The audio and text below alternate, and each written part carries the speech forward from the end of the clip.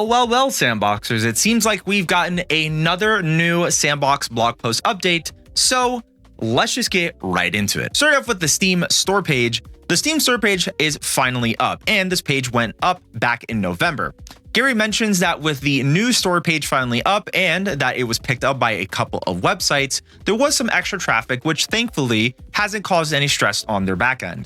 Okay, before we get into this, I'm gonna just say I did not think I would be seeing myself in a blog post that, while I'm reading this. So thank you to everyone who's made this and now it getting up on the Sandbox blog post, and it's cemented in history for that one, but that's all right, either way.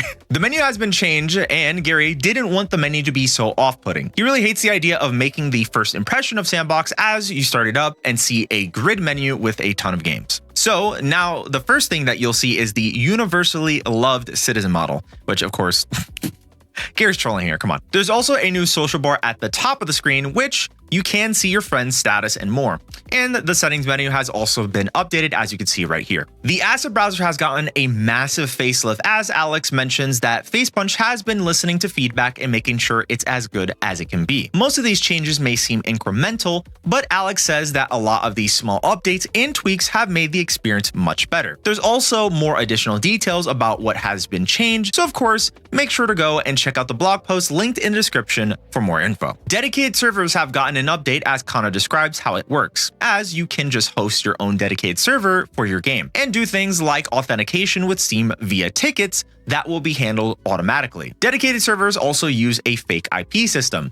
The real IP is hidden and connections are made via a Steam ID assigned to the server when it starts up. And there have been some other updates, including adding rich presence support so you can see what your friends are playing on and directly, so you can see what servers that your friends are playing on and directly connect to them. There's also new API for creating lobbies that you can pass in and override settings, such as max players for a server or lobby privacy if it's a peer-to-peer connection. And Steam authentication is enabled by default for all dedicated servers, which is a very nice touch. All right, let's go through our lightning round. Volumetric fog has been fixed in the game. Ambient occlusion has also been fixed in the game. Documentation is now shown on the website. A new mirror component is added, which can be adapted to water, portals, etc. New trigger changes were made. The human model can be switched to in the main menu as your main avatar choice. Nav mesh is now updated so that you can cover much larger maps with it. Virtual cursor has been added for players using a controller through the game menu, so it will emulate mouse movements. More scenic hammer, allowing you to use game objects in the hammer editor and Sandbox. More scene hammer updates, allowing you to use game objects in the hammer editor on Sandbox. The game startup times have been decreased, and .NET 9 has been added, which has improved performance quite a bit. That leads us to our summary. Gary mentions November was a great month with huge leaps forward. He's not expecting December to be as productive, but him and the team are pushing on. Currently, FacePunch and Gary are thinking about the Sandbox mode with lots of planning and lots of work to do. And at some point, they'll have to start making it. Gary mentions that they'll be running a game jam over Christmas this year, and it'll be announced next week or the week after and finish into the new year. This time, it won't be games. Okay, so with some closing thoughts, it seems like there is no Sandbox release for 2024, which is a shame, but Gary did mention in the Steam blog post, the first one that went up, that the game would not release until the Sandbox mode was finished. So 2025 seems like it's going to be the year that we will see Sandbox finally release. And with this new jam coming through, I think that this would be interesting to see, but as Gary states, this time around, it won't be games. So I would assume that it's going to be more of a tech demo jam to see how far developers in the Sandbox community can go and push the limits of the Sandbox engine. So of course, that is the entire blog post update. Thank you guys so much for watching, really appreciate it. And as per usual, please make sure to subscribe to the channel for all Sandbox updates.